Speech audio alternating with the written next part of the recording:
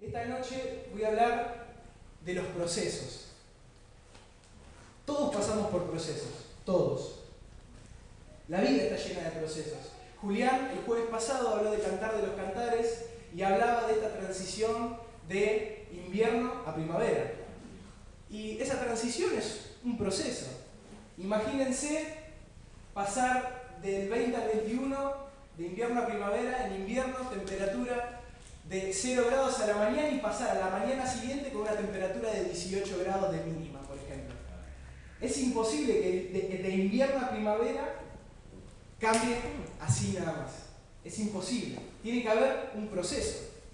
Y nos parecerá algo muy sencillo, muy simple, pero la vida está llena de procesos. Los vientos empiezan a cambiar, el sol empieza a estar más tiempo y todo un montón de factores meteorológicos que ya no sé, hacen de que la primavera sea primavera, que el invierno sea invierno, que el otoño sea otoño. Y más o menos entre hoy y mañana se determina más o menos el inicio de una nueva temporada, de una nueva etapa. Pero todo es un proceso. El invierno a la primavera no cambia solamente por un día, por una fecha, sino que de a poco las temperaturas frías dejan de ser frías, el sol empieza a estar más tiempo, y todo eso es un proceso. Los que van a Capital, por ejemplo, que agarran la avenida Calchaquí, se darán cuenta que están haciendo un proceso en esa calle. Están rompiendo toda la avenida desde abajo, sacando bien todo lo que es el cimiento de la calle, poniendo nuevas capas de asfalto. Eso es un proceso. Y a más de uno no le debe gustar porque uno tiene que calcular más o menos entre 20 minutos más de salir a la casa, viajar en colectivo, se meten por las calles de adentro, las calles del barrio, y es un proceso. Y mismo estás estudiando, estás compartiendo con Uriel las materias que más o menos están flojas. La elección de una carrera es un proceso que tiene un principio y un final. Vos empezás tu carrera y esperás en Dios para terminarla. Y es un proceso. Y todo proceso tiene un principio y un final. Los procesos no son para siempre. Ayer pasé por un proceso de dolor de espalda y yo confiaba que esto no va a ser para siempre. Va a durar lo que tenga que durar, gracias a Dios estoy acá. Anteriormente duró más tiempo, pero cualquiera sea el proceso que estemos pasando vos y yo, no son para siempre. Los procesos tienen un principio y un final. Pero los procesos también generan un cambio. Los procesos generan incomodidad. Esta incomodidad que yo te digo de salir 20 minutos antes porque la avenida está cerrada, genera también malestar a los vecinos. Imagínense el ruido de las máquinas, no saber dónde poner el auto, cómo voy a sacar el auto si no tengo calle para salir. Todo genera un trastorno, un cambio y un desgaste. Los procesos generan eso, desgaste, trastorno, un cambio. Y en la palabra de Dios yo veo al menos tres procesos que tienen como común denominador el mismo lapso de tiempo. Hay tres procesos en la palabra de Dios que duran lo mismo, o por lo menos comienzan durando lo mismo. Y esa duración es de 40 días. Y más de uno ya se debe estar imaginando qué pasajes vamos a estar hablando. Hay tres procesos en la palabra de Dios con la duración de 40 días. El primer proceso lo encontramos en Génesis. Acompáñame en Génesis capítulo 6. Génesis 6, desde el versículo 5. Génesis 6, 5 dice así: Vio Jehová que la maldad de los hombres era mucha en la tierra, y que todo designio de los pensamientos del corazón de ellos era de continuo solamente el mal. Y se arrepintió Jehová de haber hecho hombre en la tierra, y le dolió en su corazón. Y dijo Jehová: raeré de sobre la faz de la tierra los hombres que he creado, desde el hombre hasta la bestia y hasta el reptil y las aves del cielo, pues me arrepiento de haberlos hecho. Pero Noé halló gracia ante los ojos de Jehová. Versículo 13, dice así: dijo pues Dios a Noé: he decidido el fin de todo ser, porque la tierra está llena de violencia a causa de ellos. He aquí que yo los destruiré con la tierra. Hazte un arca de madera de gofer, harás aposentos en el arca y la calafatearás con brea por dentro y por fuera. Versículo 17. Y he aquí que yo traigo un diluvio de agua sobre la tierra para destruir toda carne en que haya espíritu de vida debajo del cielo. Todo lo que hay en la tierra morirá. Versículo 18, mas estableceré mi pacto contigo y entrarás en el arca tú, tus hijos, tu mujer y las mujeres de tus hijos contigo. Bien, hasta ahí por ahora. Vamos a hablar del primer proceso, de la palabra de Dios que yo veo en la vida de Noé. Un proceso en lo desconocido. Primer proceso en la palabra de Dios, proceso en lo desconocido. Mirá, Noé estaba pasando por un proceso que no tenía nada que ver con él. Y eso es un dato interesante, un dato que tenés que tener presente. Noé había hallado gracia ante los ojos de Jehová. Era la maldad de los hombres la que hizo que él se tuviera que poner a trabajar. ¿No te parece un tanto? Uno conoce la historia y lo da por hecho, pero no es normal pensar uno, si yo estoy bien con Dios, ¿por qué yo tengo que ponerme a hacer algo para salvarme de la condenación que es para otros y no es para mí? ¿No? Uno lee la Biblia, lo conoce desde chico la historia y no se pone a pensar esto. Pero el problema que tenía Noé era de otros. Noé había hallado gracia ante los ojos de Dios. Es decir, que el proceso que estaba pasando Noé era un proceso ajeno a él, era un proceso externo. Y vos y yo a veces pasamos por estos procesos, que no tienen que ver especialmente con nosotros, sino con nuestro entorno. Tiene que ver con lo exterior. Y vos me dirás, ¿qué puede ser? Yo estuve pensando, no sé, problemas laborales, vos no tenés control preciso sobre tu trabajo, sobre la economía, la muerte de un ser querido, un accidente en el hogar. Todos esos son factores de tu entorno, del exterior, pero se transforman en un proceso personal, porque te afectan. Somos seres sociales y nos afecta todo lo que esté en nuestro entorno. Y a Noé, quieras o no quieras, le afectó eso, su entorno. La sociedad, el mundo en el que él habitaba, era malvada, tan malvada que Dios se había arrepentido y le dolía el corazón por ver la maldad. Pero Noé halló gracia en los ojos de Dios. Y es increíble pensar que Noé enfrentó ese proceso sin ser realmente suyo ese proceso. Y tal vez vos estás pasando por esto que te estoy diciendo, algunas situaciones que vos no tenés el control directo porque no la estás pasando vos. La estás pasando tal vez en tu colegio, en tu familia, con discusiones que tal vez en realidad ni siquiera las ocasionás vos, pero las estás sufriendo. Todo eso es parte de un proceso externo a vos, ajeno. Y no estaba pasando por ese proceso. Y vos me dirás, ¿y por qué desconocido entonces? ¿Por qué era un proceso desconocido para Noé? Y te parecerá muy raro, pero Noé construyó algo inédito. Un arca de tamaños que no son inimaginables porque están, pero es difícil pensar que un solo hombre se puso a hacer eso con determinación, años construyendo el arca. Noé había construido algo inédito, jamás antes visto, para sobrevivir a algo que jamás había visto. Noé nunca vio el diluvio. Es decir, Noé construyó algo que no conocía para sobrevivir a algo que tampoco conocía. Por eso es un proceso en lo desconocido. Y yo me preguntaba, ¿qué proceso te estás pasando vos y estoy pasando yo desconocidos? ¿No? Nos da miedo lo desconocido. Yo hoy a la mañana hablaba con mi mamá sin que ella supiera que iba a hablar de esto. ¿No? Empezar un nuevo trabajo, estudiar una carrera para aquellos que están terminando el secundario, como Victoria que está por terminar, y nos agarra esa sensación de que vamos a enfrentarnos a algo desconocido. Y enfrentar esos procesos es difícil, porque nos enfrentamos a algo que jamás nos habíamos enfrentado. Y Noé se estaba enfrentando a eso, algo desconocido, que jamás había visto. Mirá, Dios protegió a Noé y a su familia de eso desconocido. Y me encanta porque cuando pasamos por eso, como decía Gustavo, ¿no? Todo tiene un porqué. Cuando uno pasa en la situación que está pasando, se hace difícil. Y cualquier teoría pareciera desvanecerse. Pero ¿sabés qué? Noé tenía un arca que lo protegía, ¿sí o no? Noé tenía un arca que lo estaba protegiendo. ¿Y sabés qué? Jesús es nuestra arca. Jesús es nuestra arca. Mirá, acompañemos a Mateo 24. Mateo 24, versículo 37.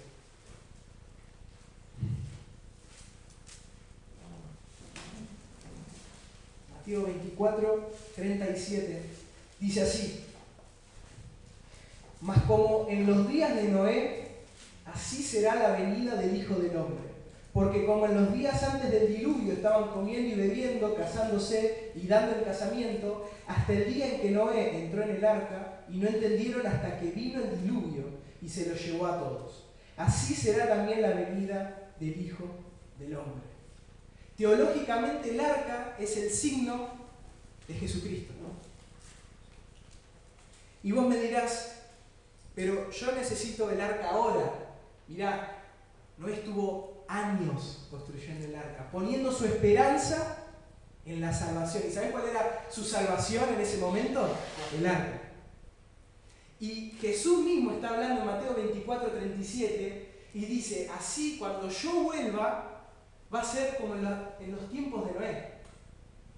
Te quiere decir que estás en ese tiempo de espera como estaba Noé construyendo el arca. Y vos y yo estamos esperando que vuelva Jesús, que vuelva ese arca para salvarnos.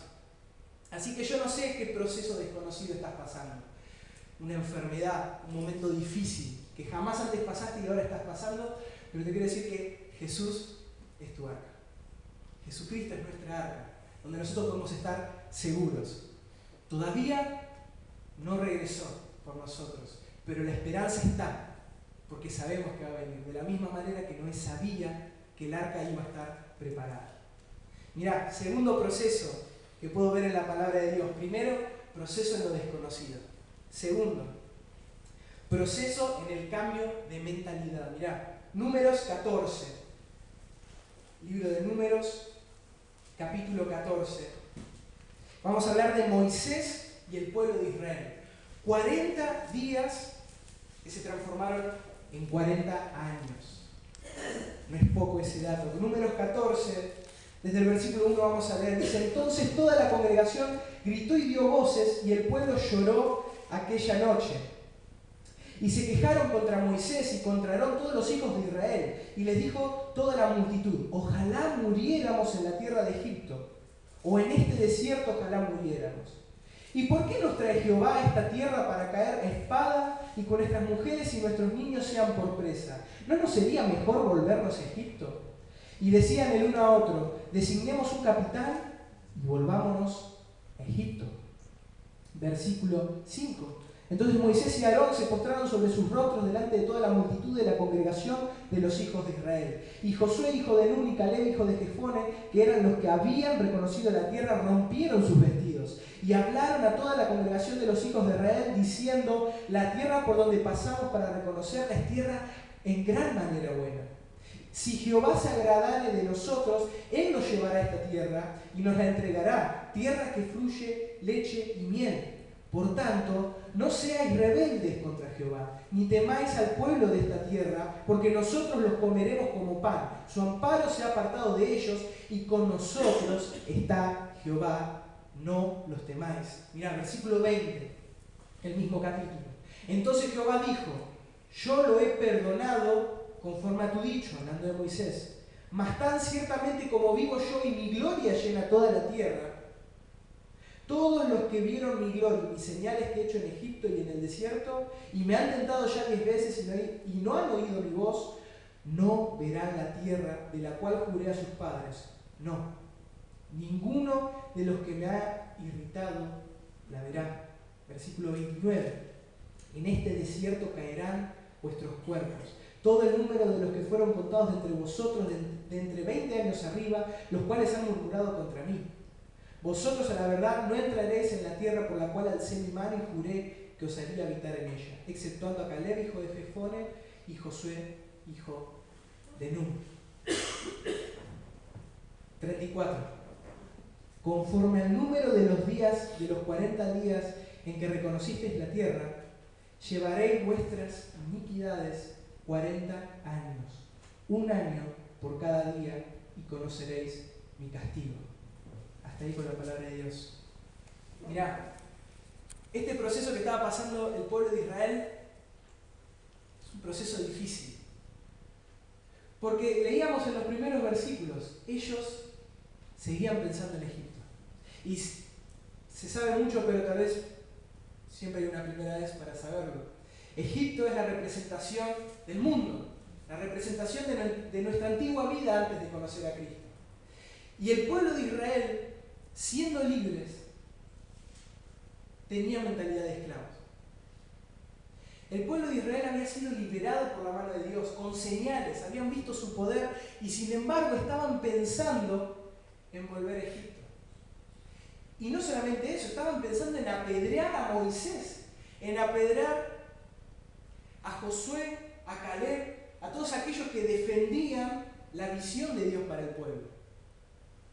Mientras ellos estaban viendo la tierra prometida, el resto del pueblo, la gran mayoría, volvía sus ojos a Egipto. Y la razón por la que ellos estuvieron 40 años la leímos en el último versículo, en el 34.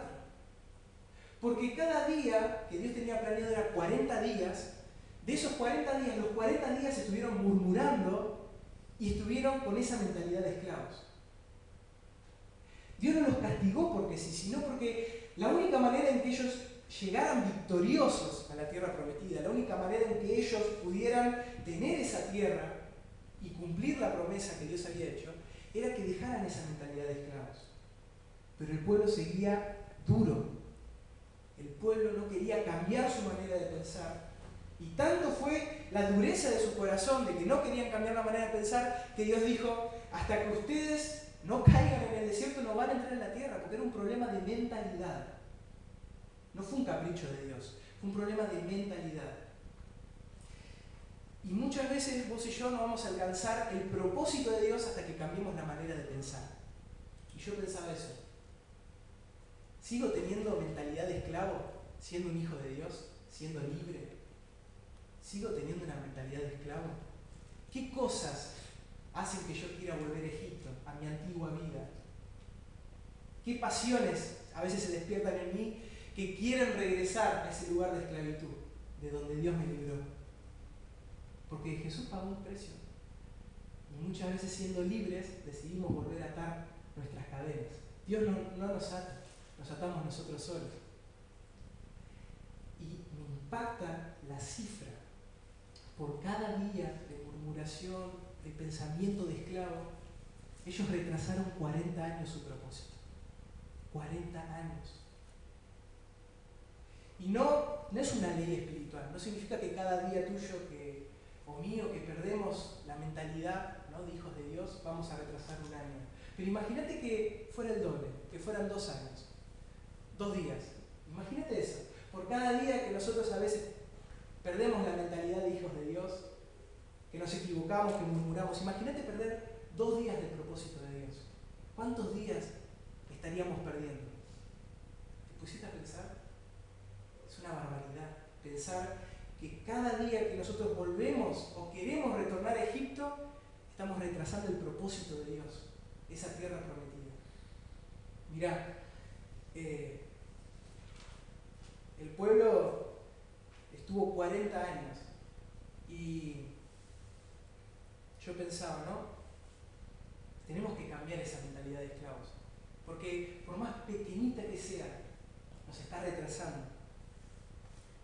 Y me impactaba pensar esto, no sé si te lo pusiste a pensar, estas familias, porque eran familias, que habían desobedecido a Dios, que habían murmurado, que tenían esa mentalidad de volver a Egipto, sabían que jamás iban a entrar a la tierra prometida. Lo sabían, jamás iban a entrar. Yo sabía que cuando estaba leyendo esto era a las 3 de la mañana. Mi papá se asoma porque estaba la luz del velador prendida. Y es raro que yo esté despierta tan tarde, me encanta dormir. Pero yo leía esto y me impactaba. ¿Sabes por qué? Porque vos podés ser libre, pero todavía tener mentalidad de esclavo. Pero no solamente eso, vos podés estar trabajando, vos podés formar una familia, vos podés tener proyectos, podés hasta recibir alimento del cielo y sin embargo jamás vas a alcanzar el propósito de Dios. Lo que Dios te va a preguntar cuando llegues al cielo, primero va a ver tu nombre, ¿no?, en el libro de la vida. Pero no te va a preguntar a cuántas reuniones viniste, y no estoy hablando que no estoy de acuerdo a congregarme, lo aclaro, porque yo a veces soy el que más enfoco en eso, pero no te va a preguntar a cuántas reuniones viniste, a cuántas conferencias, te va a preguntar si hiciste lo que Él te mandó a hacer, si cumpliste su propósito en esta tierra. Porque si Dios quisiera solamente salvarte, una vez que aceptas al Señor, nos iríamos. Pero si estás acá es porque Dios tiene un propósito. Si estás acá es porque Él tiene un propósito.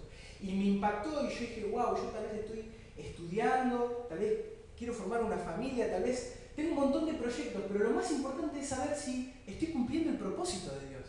Porque tal vez nunca voy a llegar a la tierra prometida. Porque tengo mentalidad de esclavo, porque sigo pensando en Egipto y estoy retrasando el propósito de Dios.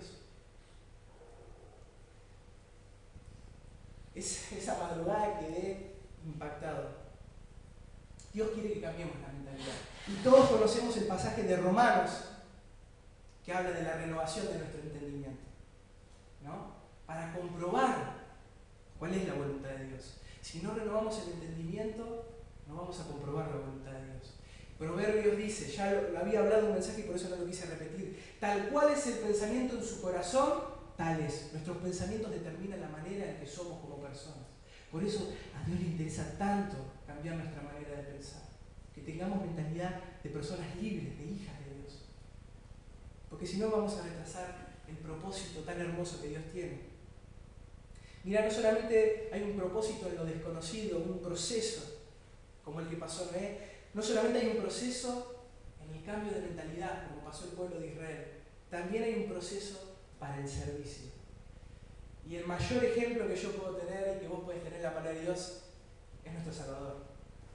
Vamos a ver en Mateo capítulo 4, la tentación de Jesús en el desierto. 40 días y 40 noches estuvo Jesús en el desierto, ayunando. Mateo capítulo 4, desde el versículo 1, dice así: Entonces Jesús fue llevado por el Espíritu al desierto, para ser tentado por el diablo. Y después de haber ayunado 40 días y 40 noches, tuvo hambre. Y vino a él el tentador y le dijo: Si eres hijo de Dios, di que estas piedras se conviertan en pan. Él respondió y dijo: Escrito está, no solo de pan vivirá el hombre, sino de toda palabra que sale de la boca de Dios. Entonces el diablo le llevó a la santa ciudad y le puso sobre el pináculo del templo. Y le dijo: Si eres hijo de Dios, échate abajo, porque escrito está: a sus ángeles mandará acerca de ti, y en sus manos te sostendrán para que no tropieces con tu pie en piedra. Jesús le dijo: Escrito está también: no tentarás al Señor tu Dios. Otra vez le llevó el diablo a un monte muy alto y le mostró todos los reinos del mundo y la gloria de ellos. Y le dijo: Todo esto te daré si postrado me adorares. Entonces Jesús le dijo: Vete, Satanás, porque escrito está: al Señor tu Dios adorarás y a Él solo servirás. El diablo entonces le dejó y aquí vinieron ángeles y le servían. Hasta ahí con la palabra de Dios. El primer proceso me hablaba de un proceso que tenía que ver con el entorno, con lo ajeno. Vos y yo pasamos por procesos que tienen que ver con nuestro entorno. Hablamos del segundo proceso, que es personal ese proceso, que es un cambio de mentalidad. Yo no puedo cambiar a la fuerza la mentalidad tuya. El Señor es el que cambia. Pero mi mentalidad, por la fuerza del Señor y por mi decisión, yo la decido cambiar. Entonces, el primer proceso me habla de un proceso en cuanto al entorno, el segundo en cuanto a lo personal. Pero este proceso está destinado a otros. Y Jesús pasó por este proceso en el desierto para servir, para entregar su vida. Y todo cristiano tiene que pasar por este proceso del servicio. Porque significa que ya no está enfocado en uno mismo, sino en los demás. Que Jesús a lo largo de la palabra de Dios todo el tiempo lo viene diciendo una y otra vez, de la manera que amás a Dios así amá al prójimo, ¿no? De la misma manera, si quieren servirme a mí, sirvan a su prójimo. Siempre Jesús hablaba del servicio, de un proceso destinado a los demás. Y mira, puede ser acá en la iglesia local, fuera, en tu casa, como sea, uno puede servir al Señor. Porque Dios es un Dios que está en todos lados, Dios no habita en templos hechos por hombres. Entonces, primer ítem también que rescato es que uno uno no solamente sirve en la iglesia, sirve las 24 horas, como se usa mucho, las 24/7, ¿no? Las 24 horas del día, los 7 días de la semana, uno tiene que tener esa mentalidad de servicio. Y Jesús pasó por el desierto. Jesús pasó por el desierto y estas 3 tentaciones no son porque sí. El diablo conoce más la palabra de Dios que yo y que varios teólogos juntos. No fue porque sí estas tentaciones. Y en cuanto al ministerio, tenemos que saber que Jesús primero se bautizó, fue llevado al desierto y luego comenzó el ministerio. Y es por eso que este proceso me habla del ministerio. Mira, el diablo en la primera tentación tienta con la necesidad. Le dice, Jesús, vos tenés hambre luego de 40 días. ¿Quién no tiene hambre? Yo no sé si duro 2 días sin comer nada. Imagínense, porque uno dirá, es Dios, pero también es hombre. Jesús no es mitad, mitad, no tiene un porcentaje. Dios es completamente Dios, completamente hombre. Tenía hambre de verdad, como vos y como yo, después de 40 días. Y el diablo, conociendo, apela a su necesidad y le dice, Jesús, sos hijo de Dios, ¿por qué no convertís estas piedras en pan? ¿Sabés cuál es el punto de esta tentación? De que el diablo quería que Jesús se concentrara en la necesidad terrenal antes que en la necesidad espiritual. Porque Jesús no estaba ayunando porque sí, no estaba en el desierto porque sí, lo llevó el Espíritu Santo al desierto. Él se estaba preparando para el ministerio, 3 años y medio de servicio completo que luego iba a ser llevado a la cruz.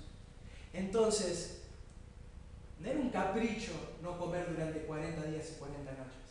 Y el diablo, conociendo esto, quería tentar al Señor en su necesidad. Y como ministerio vamos a ser tentados en cuanto a la necesidad. Que lo terrenal sea más importante que lo espiritual. Siempre va a estar esa tentación de parte de Satanás, de convencernos que es más importante la coraza, el capullo, antes que lo que está adentro.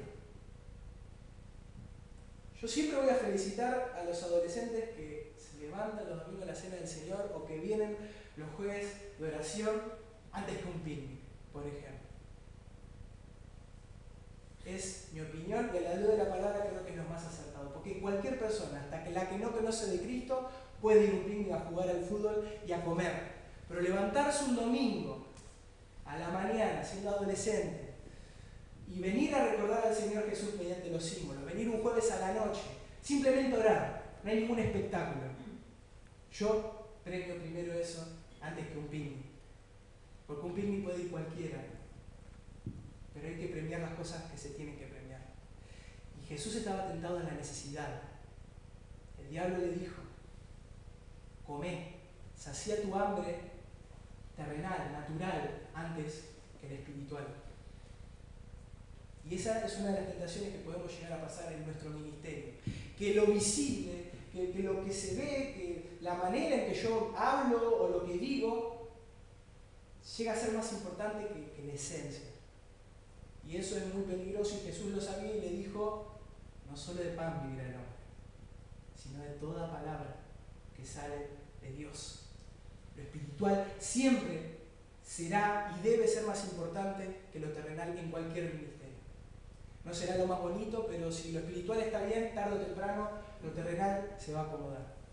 Segunda tentación que tuvo Jesús en este proceso para el ministerio. Mateo 4, versículo 5. El diablo le prometía a Jesús que no importaba si se tiraba desde la punta de ese edificio, del pináculo, porque lo iban a proteger los ángeles. Eso me habla de seguridad. El diablo estaba tentando a Jesús en su seguridad. En su seguridad. Y en el ministerio vamos a querer estar seguros. Vamos a querer salir a la calle a repartir folletos sin que nadie nos trate de locos, sin que nadie nos burle, nos ridiculice. Vamos a querer, no sé, abrir las puertas para que entre el barrio, pero sin que entre ningún drogadicto, ningún alcohólico. Es decir, la seguridad en el ministerio, siempre el diablo nos la va a meter. Vamos a querer estar seguros, siempre. Y el diablo le dijo a Jesús, tírate, total, vas a estar seguro. Era cierto, iba a estar seguro, pero no iba a estar cumpliendo la voluntad de Dios. Eso no es la voluntad de Dios, que se tire por capricho simplemente. Y como ministerio, la seguridad muchas veces es un impedimento para servir. No podemos esperar estar seguros.